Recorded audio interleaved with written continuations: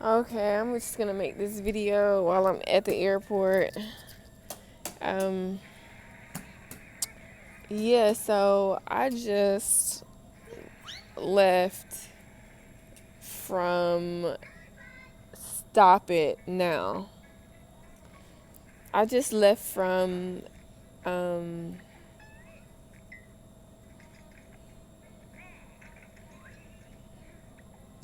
this boy. I just left from, I'm in Baton Rouge currently. I'm here early at the airport. Um, I wasn't even supposed to leave out today. I just had to leave because I came to visit this guy called YahJew Judah, and I found him on Facebook. I wasn't looking for anyone. Delta representative needs a baggage claim for passenger assistance. Delta representative needed a baggage claim for passenger assistance. I came to Louisiana. I came to Baton Rouge. I came to visit this guy called the YahJew Judah. I saw him on Facebook, and get over here. And I watched his videos for a minute, and well, I watched a lot of them in a short amount of time, but I felt like I connected to them. It seemed like he was speaking about things that a lot of other people weren't speaking about, and I had not come across anybody that was deciphering the Bible the way he was. So it was very, very interesting to me. So I messaged him, Shiloh. I messaged him and told him I wanted to join his community because based on his page and what I saw, he had people that come to his home, and all these, they gather and kind of have like a community thing, and he has people come and go, as they please. And so I'm like, yeah, like let me go check this out. Like let me go direct. Like this guy kinda looks like he would be the Christ. He has that look, but I wanted to like interact with him directly and see exactly if he truly is. And so I got here yesterday at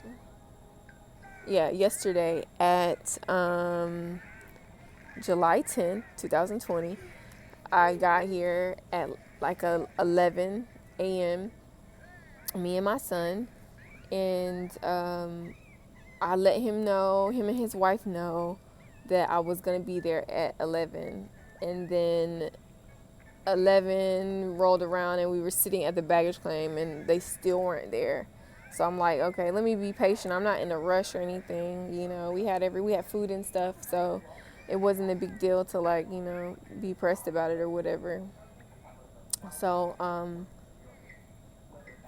we sat at the baggage claim, we got our bags, sat there, and like 12 o'clock rolled around and they still hadn't called me or pulled up. So I was like, all right, let me go and call them. So I called, and his wife answers. I call his phone, and his wife answers, and she's like, oh, are you there yet? And I'm like, yeah, I told y'all yesterday I'd be here at 11, and I sent them my itinerary, screenshotted everything, told them I'd be there, and they still weren't there at 12. And so it didn't text or call or anything. So I was like, all right, I'm not even mad, but it's like, okay, this is like the first impression of like me extending my energy out to you guys, coming down to where you're at, and it was like no respect was given, So anyway, so she's like, oh well, we're only 9 minutes away, so if you're ready, we'll come now. So I'm like, all right. I'm like, here we go. It's like it's always some drama with Hebrew women, with people who are in the truth, black women, and people who are awakening and becoming more aware. It's this, it's this crazy issues that they have. And I sensed that with her before I came down, but I'm like, it should be fine, like, it should be all right, like, but as soon as I landed, the energy was already there. So anyways, they picked me up at like 12:30 or something like that. She doesn't even get out the car to greet me or my son. He gets out the car to get the bags. We don't get no type of like, oh, we're happy that you're here, nothing like that. So, and their son's in the car. So we all get in the car. They put the stuff in the car. Stop. We put the stuff in the car and then get in the car, and like, I think they may have said like two things to me. Like, oh, I can't remember. Like, it just was so dead in the car. So I get to the house with them. We pull up, and yeah, there's like people in the yard. They had a couple friends over or whatever, and anyway, so it was just just a little chill vibe, a little country vibe, and so I get there, and like his wife, she doesn't say anything to me. She don't show me the bathroom. She don't show me nothing. He just put our stuff in the room that they had that they were allowing us to stay in, and that was it. That was it. And stop it, boy, stop. And he was like, yeah, you can put your womanly touch on the room. There literally was a recliner and like this little baseball chair in the room, and it was like green carpet like all throughout the house. And so I go into the room, and I'll go into the room. Damn, I'm trying to remember. I'll go into the room, and I put her stuff down, and then it's just so awkward. Like, it's like everybody just went their separate way. Like, he went somewhere, she went into the room and was just like sitting on the bed, and then their little boy was like playing with Shiloh or whatever, playing with my son. And it just, like, the vibe was just weird. It was like so awkward. And so yeah, and so I'm just sitting around, I'm sitting on the porch. My son's going different places. I'm having to watch him, keep an eye on him. Their son's like terrorizing him and like just being mean to him and stuff. I mean, they're being boys, but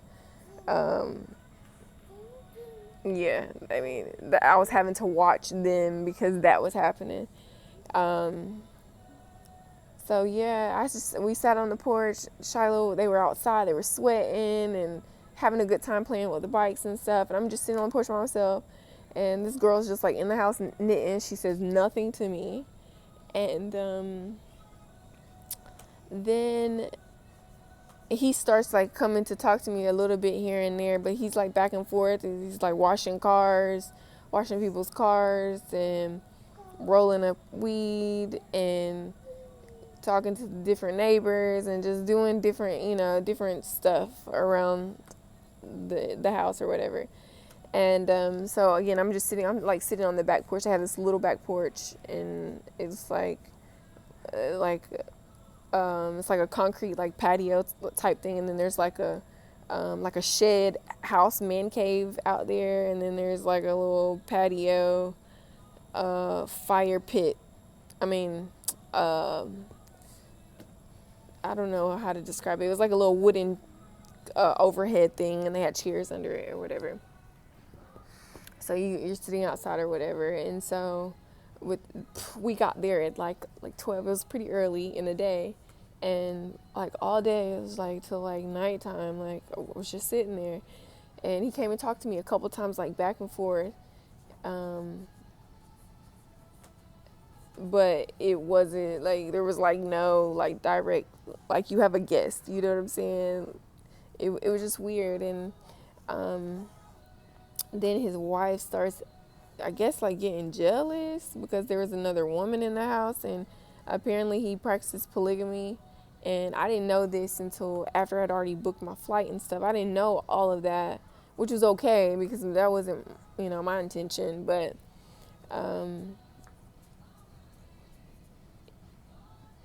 it just was like the whole energy was just crazy, like crazy weird. And stop it. Come back.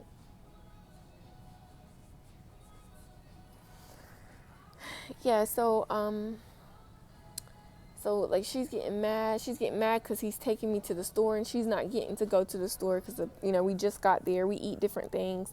They're vegan, and I have been doing different type of transitional things, different type of eating diets. I've changed up recently, but in terms of my son, he only will eat like chips and like French fries and stuff like that. He won't eat meat, but he will eat like crispy things. So I have to go and provide those things for him. So I asked him to, because he said he was going to the store. I was like, okay, can I ride with you? And she had made everything so awkward. I felt like I may be offending her. So I even offered to like give him my card to go and get the things that I wanted. And so he was like, nah, you can ride, it's no problem. So I'm like, all right, because she had already done, I can't remember, she was just doing little things like you could just tell, like she had a problem with me being there. And being around him. And so then I go to the store. She says, oh, I want to go to the store. So he's like, all right, no problem. So she get in the car. And then they're arguing about something. I can't remember. She got mad about something, about him doing something. And then, so he was supposed to go in the store, and then she was like saying something, so he just let her go in the store. Like, it was just drama, like little just terrible energy. And so, okay, so I go in the store, come out the store, and then he like opens the door from the front because he's driving. He opens the door from the front, and then she gets mad because he opens the door. She was like, oh, make sure you open the door for me like that next time. And like all this little drama, like crazy drama stuff. And yeah, it was so weird. It was just crazy. It was a whole bunch of those little incidents. Then there was this guy that's following him, that lives there with him as well. And he's like, it was cool. He was like, everybody's at their different paces. Everybody's on the spiritual paths at different, rates or whatever. And hey, baby. And which I understand that, like, but I felt so uncomfortable on my very first moments of being there. Like, I wasn't gonna be smiling and happy. Like, I literally was just sitting there watching my son. I wasn't interacting with anybody, so it was nothing for me to be hype or happy about or whatever. I wasn't unhappy, I just was uncomfortable. So I was just sitting there like with an uncomfortable look on my face, watching my son. And he walks up and he's like, yeah, he's just trying to talk to me or whatever, because apparently YahJew Judah couldn't talk to me because I guess she was watching, or I don't know. But so the guy comes out and he's just small talking or whatever, and saying different things or whatever. We were talking, and then he comes back and he's talking a little bit, and it's just like, it was a crazy experience. And then, so they allowed us to have the bedroom. They have like 2 bedrooms, and they have like a living room and then like a den room. And so the guy was sleeping in the room that they gave us, but they put him on the couch and then allowed us to have the room. And then we got to sleep in air mattress. One of the friends let us have the air mattress because there's no bed in the other room. So so me and my son, so I let Shiloh just wear himself out. He got mosquito bites like everywhere, all over him right now. His whole head is like bumped up from mosquitoes. And so he wears out, and then it comes nighttime or whatever, And oh, so I go into, he has like a little man cave or whatever. He was in there, and we were outside. Shiloh was playing in the back with the cars and the toys and stuff. So I'm like, let me just go over here. It's right here. Let me talk to him because he hasn't said anything really to me. So I'm like, this is just awkward. I'm like, I'm just going to, like, I just came here, like, you know what I'm saying? Let me reach out and see, like, ask the questions directly and just kind of feel his vibe direct instead of like video, chat, and all that stuff. So I'm in there talking to him or whatever, and I'm hearing what he's saying, but I know I know that if you're the Christ, you're the anointed one, the things that he was saying to me, the answers was giving me were off. They were off. And he kept mentioning, like, oh, these Hebrews, these camps got everything twisted backwards. Everything's the opposite. They got it flipped backward. And I'm thinking to myself, when I'm talking to you, that's how it sounds to you. Yeah, you are on some higher shit, but you still aren't there. Like, you still aren't on the high shit. You still aren't on the the path, you know. And I'm thinking it to myself, but I'm still digging. I'm playing stupid, really. And but he don't know that. I mean, I'm playing super stupid, and I'm playing like vulnerable and stuff. I'm not playing like I really was just being myself, but yeah. So I'm telling him the stuff I had went through on my path, and like telling my story, a little bit and everything. And yeah, it just seemed like it was like he just didn't care. It was like he just didn't care, like, about anything. Like, he was listening, but he was like, so, like, I don't know how to describe it. It was just a weird experience. It was so weird. And I'm thinking it has something to do with his wife, but at the same time, me and him were in his, like, the little man cave house, the shed house that they have behind the house. And it's not far behind the house, like, it's right by the back door. But and the kids were right there going in and out of the door. It wasn't like no private thing. It was pretty open. There was just the door there. And but it was like he still couldn't talk. It was like he was afraid to talk, but he was speaking to me, and it just was like, yo, there's no way that you're the Christ. I'm thinking to myself, but I'm still testing him. I'm still testing, and I'm still digging and trying to see what answers he's going to give me based off of what the book really says. And yeah, it just came down to it. Like, I was just like, okay, this guy is like, he's a joke. You know, he looks like he would be. He has a very unique look, and he looks to part for that type of character, based off of what we've seen and what the pictures that they've painted of him, and especially with the Ethiopian like characteristics. We all know that, the house of David and the Ethiopians were the real Jews. And so yeah, so you know he fits that part, but it's like, it's not him. He's not, it's not him. Like, it's not him. And yeah. Like, that's just what it comes down to. Like, he's not the anointed one. He's not the Son of God. And that is a terrible place to be in. And I felt like, damn, like, yo, he really believes he's the one. He really believes it. He's very confident in it. And not really loud with it either, but just very, like, humble, confident with it. But he's still not him.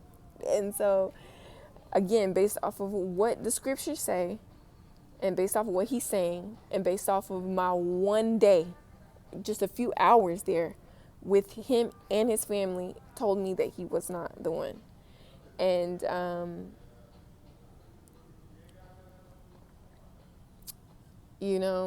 it's terrible. It really is terrible. It really is. It's terrifying, to be honest, because this is the type of traps that people can get caught up in, you know? And yeah.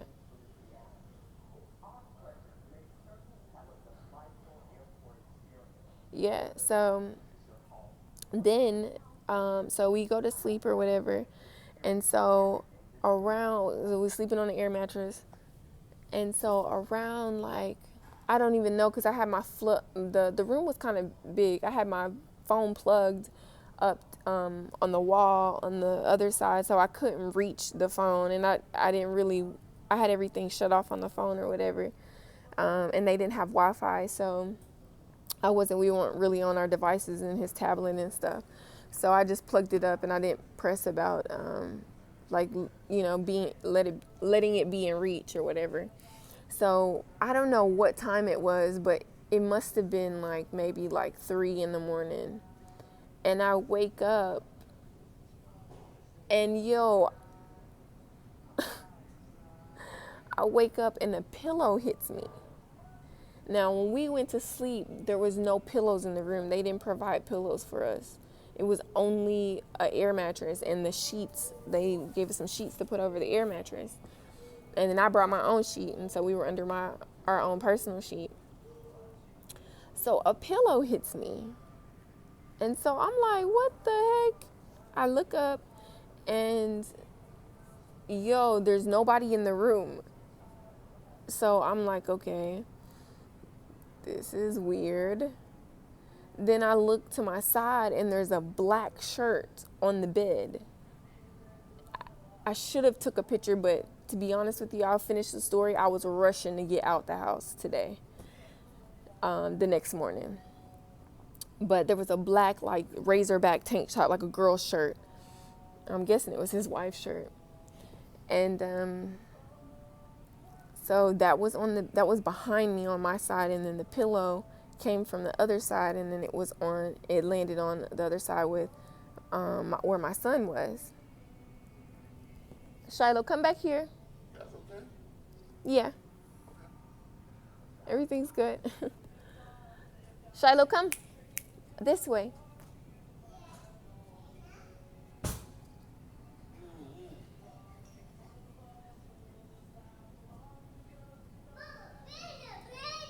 Bring it. Yeah.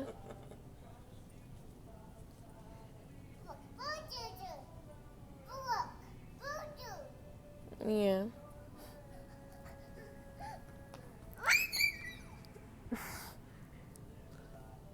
Hey, get the stroller. Go. So we're at the airport early or whatever. I'm gonna finish my story. But we're at the airport early because I was like, yeah, I gotta get the fuck out of the house. Like, I gotta go. It's just creepy as fuck. Like, yeah. So okay, so the pillow hits me, and so I'm like, yo, what is going on? I'm like, is somebody in the room? So I look over, and there's nobody in the room. Then I turn around on the other side, and there's a black shirt. Now keep in mind that was not my shirt. I didn't bring that black shirt. It was not my shirt. Then next thing I know, so I'm like, I'm hearing, hey, what are you doing? So then next thing I know,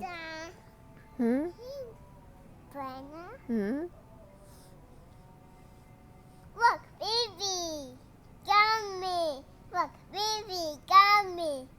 Hey.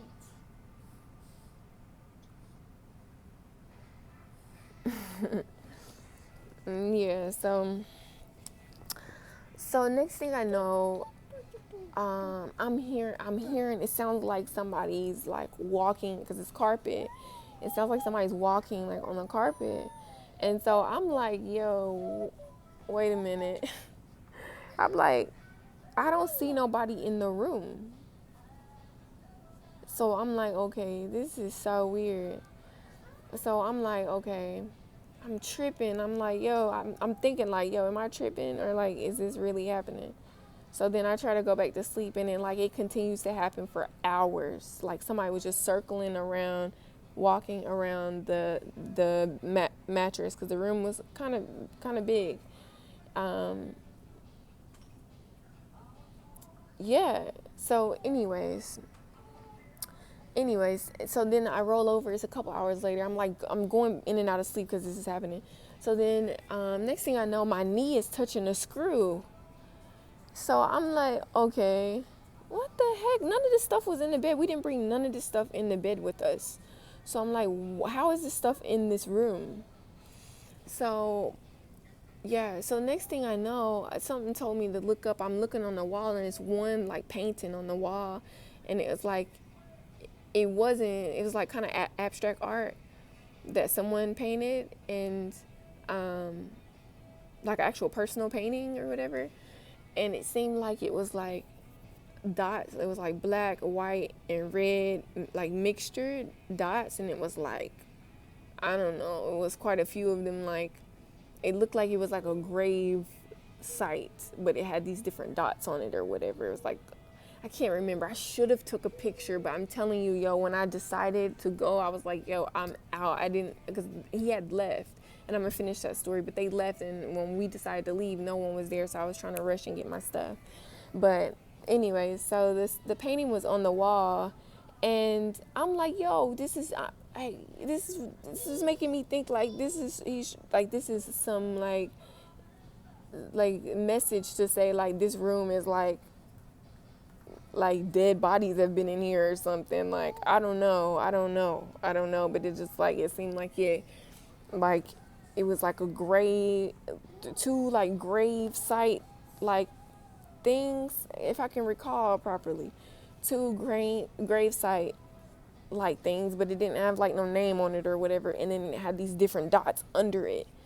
So I'm like, okay, this is like, I don't know, this experience, this painting, all this stuff in the bed that wasn't in the bed with us, their whole vibe, just everything just was like, yo, I was like, nah, bro, we gotta go. And I woke up early because I couldn't wait for the sun to come up, because I was like, yo, I gotta get out this room and go sit on the porch or something.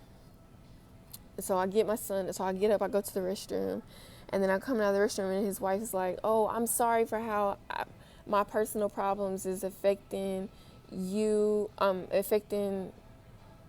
my personal problems on you. I'm sorry for things that are going on in my head. I don't mean to put it out on you or whatever.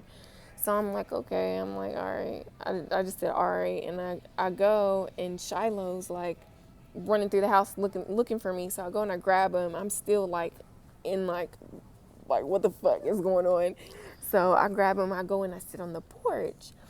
And so I think she was outside, she went outside or something. They were like getting ready to go somewhere or something. But we still had our pajamas on, so I sat on the front porch, and they had like two little chairs, small little front porch. They had two little chairs on the front porch. I sat on the right side, and I had my son in my lap, and I was just rocking him, and I was just feeling the vibe for the morning or whatever, trying to figure out like what the fuck just happened, what did I just walk into. And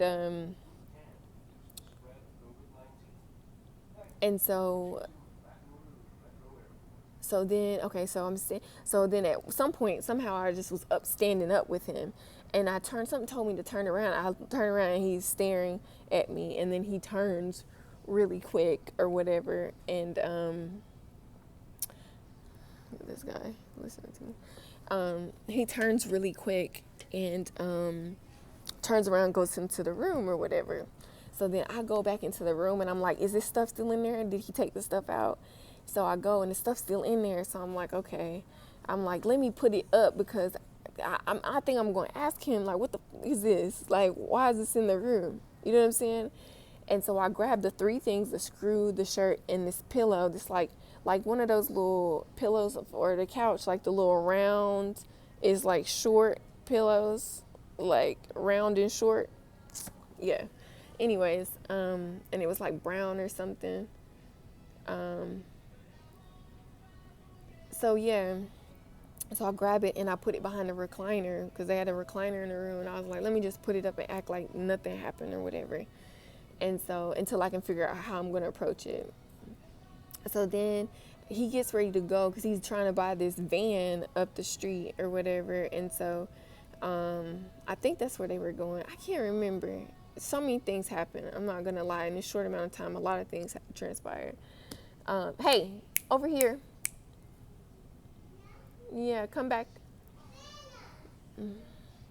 Yeah. So, yeah.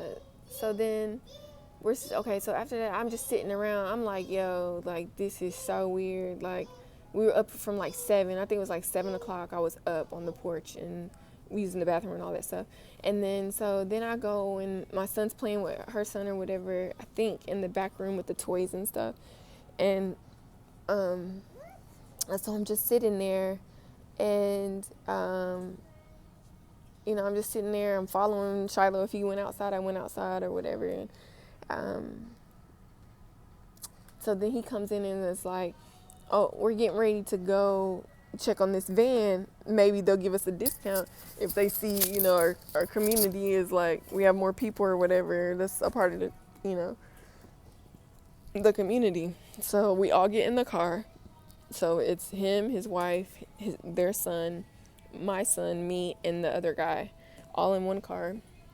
And so we go, and then the guy's not there or something about a title or whatever. They were getting the title or something. And so, yeah, something like that. And so, so he's like, okay, we're going to go back to the house. We went back to the house. And so we get out of the car, and so I'm still on this, like, it's like a weird vibe or whatever. It's just like, I'm just like, what the fuck is going on? What is happening? Oh, as a matter of fact, I was so weirded out that before we even went anywhere, probably like 7:30 or so, like I said, they were getting ready to go somewhere or something. And so me and Shiloh take the stroller, and I go and I take a walk, like a block up the street or whatever. And so I guess he was afraid I was leaving or something. And so when I come back, I just see him like standing outside, like staring at me coming back down the road. And so I'm like, okay, this is just getting really weird. It's like he clearly knew something was up. It's like he knew something was up. And so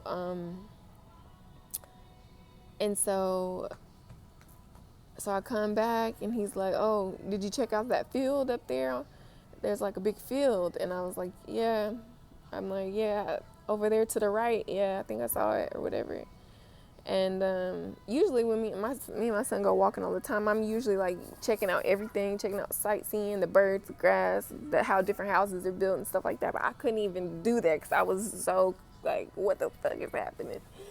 So, or what the fuck just happened the day before and that morning.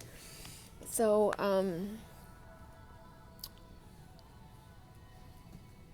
Shiloh, what are you doing? Yeah, so I'll come back or whatever, and it's just so awkward. So I'm putting the stroller back in the house, and then after that, that's when we go to look at the van that they were trying to buy. Okay, so then they get into an argument, I guess because he said that he wanted everybody to go to look at the van or something like that. I think that's why they got into an argument. I don't know. But they got into an argument, and they end up leaving. And so I boil some water because I was going to put they have a rosemary plant. So I picked some rosemary to put in so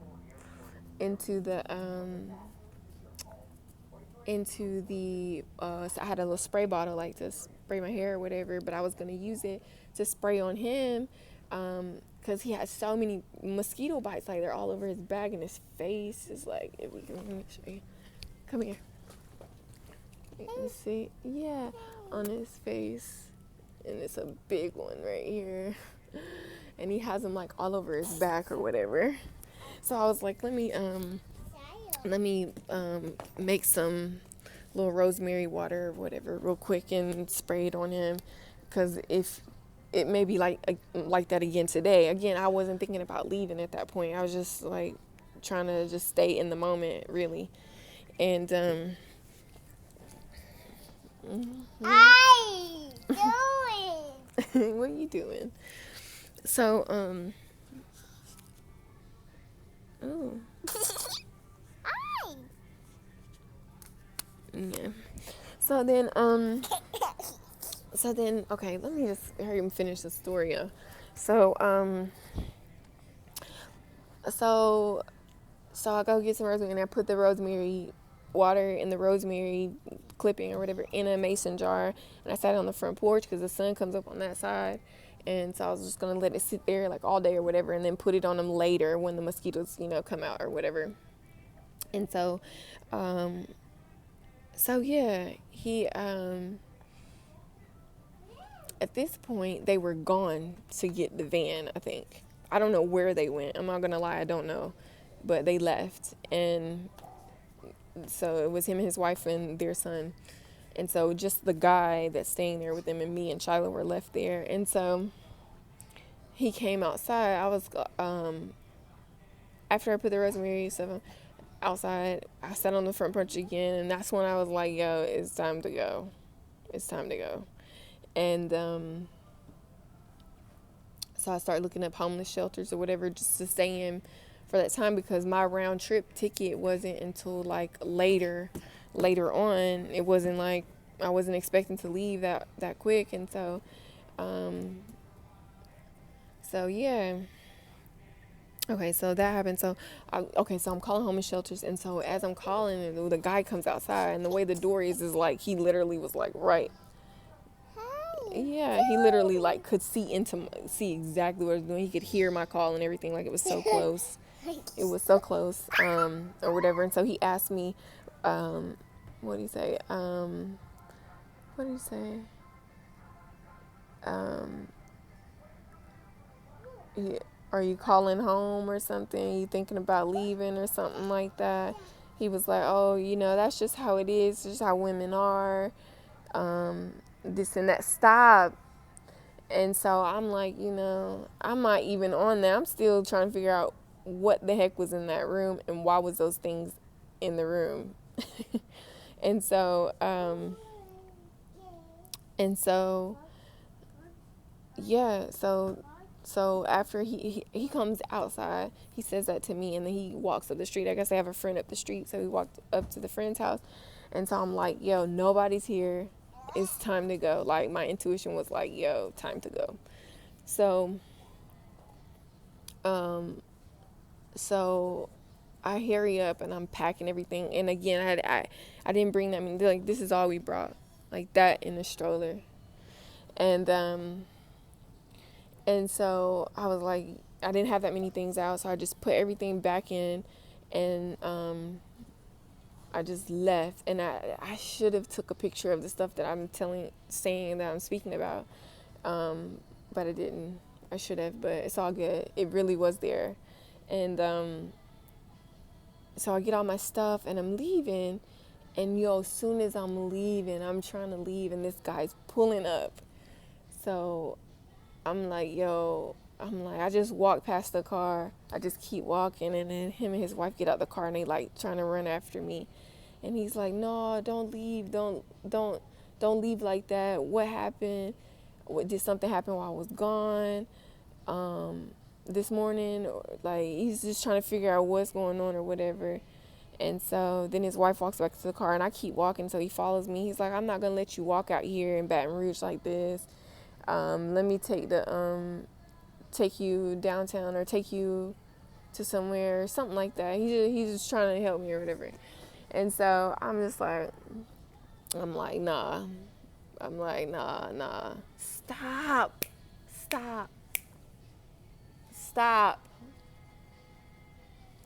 And so I'm like, I'm trying to get my emotions together, because I'm like, I really just don't even want to be around this no more. Let me just keep walking. But then at the same time, it was hot as fuck. Like, I was drenched. We've changed our clothes now, but I had like linen clothes on, and I still was like so hot. And had my son in the stroller, and I was just pulling this bag behind me. And so then he comes and gets this bag from me, and it's like, let me just take you somewhere. Let's just go and talk. And so I get in the car with him, and so I'm calling homeless shelters or whatever, like, as we're driving. And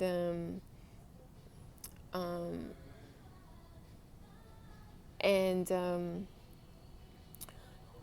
I'm calling shelters or whatever, and then I finally get this one shelter, and she's like, oh, you got to do COVID testing, and then here's the number, but it takes 3 days to get the test results back and all this stuff. And I'm like, yo, this is crazy. And then so he pulls over as I'm talking, because he takes me downtown, and he pulls over, and I'm talking on the phone or whatever to the different to the lady. I only spoke to one person. And so she's giving me all the information and different numbers to other shelters or whatever.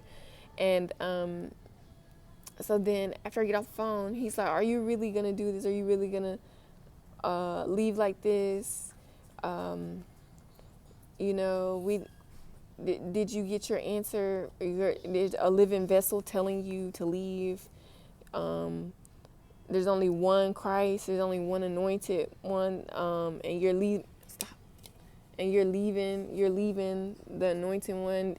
You know, he basically was saying that he didn't tell me to leave. So the voice that I may be hearing, which is my intuition, is a false voice. And I'm like, I cannot not listen to my intuition. It has gotten me very far on my spiritual path. And so I'm not going to just not listen, especially after what I experienced.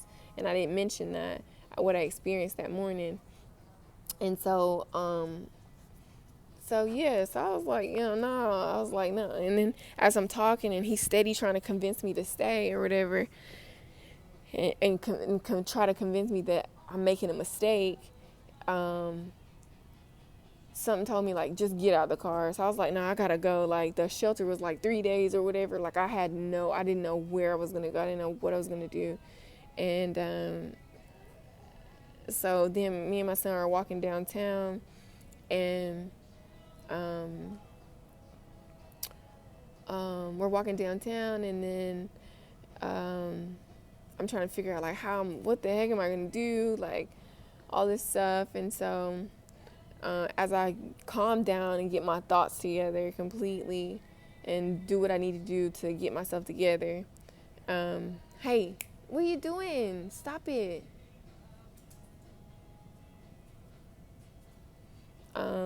I decided to change my flight or whatever.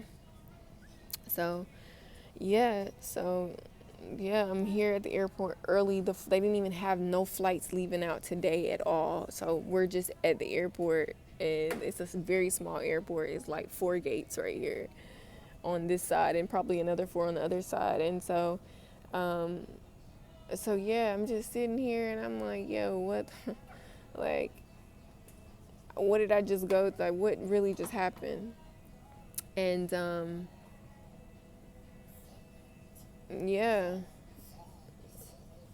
was a crazy experience. Our flight don't leave till 7, so we're gonna have to stay overnight in this airport.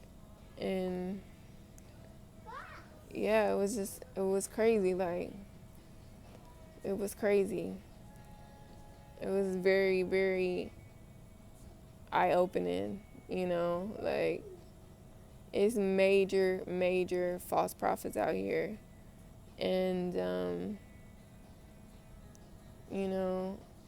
it's terrible, because when you do that, you got something major coming at your head. You got major stuff coming at your head. And if you're comparing yourself to other people and saying that you're somebody based off of your surroundings or based off of some experience you may have had, all these different things that may line up and look like that, you can be deceiving yourself. The first thing is to make sure that you're not deceiving yourself first.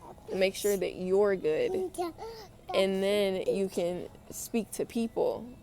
Not even speaking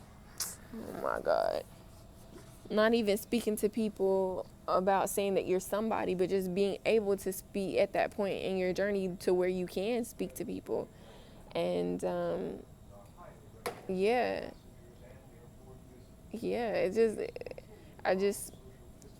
it's terrible.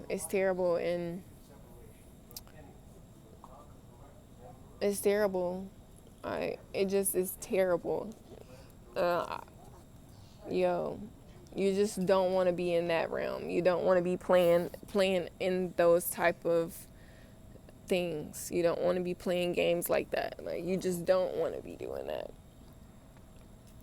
So that was my experience. One of the big things that hit me though was he was like, "Oh, you can't be enlightened. You can't have demons and be enlightened."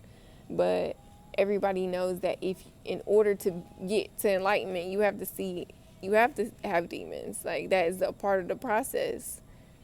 And even after you become enlightened, you still can have them. So, but you use them to your advantage. You know, you understand them and understand that dark side of yourself. You have dark and light, you know, and that's why they say, you know, raising the kundalini or whatever. You know, you have to raise it. You have to use it to your betterment. Use it for a higher cause. And so I'm like, that's like 101 spirituality, enlightenment. Like, everybody knows that. Everybody knows there's light and dark. Like, so it's like, and trust me, if you read the book, the Christ is light and he's dark. But people not reading it. They're not reading it properly. So, you know, damn. So I'm just sitting here with a minute. I know he listened to my whole story. But yeah, it's some crazy shit happening down here, and I don't want no parts of it. I'm good. So I'm leaving, me and my son. We're going back home, and I'm just not with it. But I just had to I had to say that and just like record this experience while I'm actually at the airport. And as a matter of fact, let me walk over here. Come, Shiloh. Stop it, boy. Get your butt over here, pouring out the drink on the floor. Yeah, so let me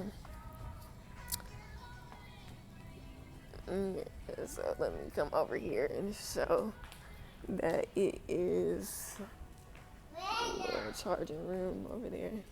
Yeah, so I really am in Louisiana. I really am at Baton Rouge. And I don't know if that's backwards, but it's there. So, get over here, boy, now. So, yeah, and it's dead. It's empty. Like, nobody's here. Like, it's like no flights going out. So, yeah. So, 6:40 now. So our flight leaves in 12 hours. So I'm just sitting here at the airport, just trying to gather my thoughts completely. Stop, boy. And my son's throwing graham crackers all across the floor in here. There's people in it. Jesus.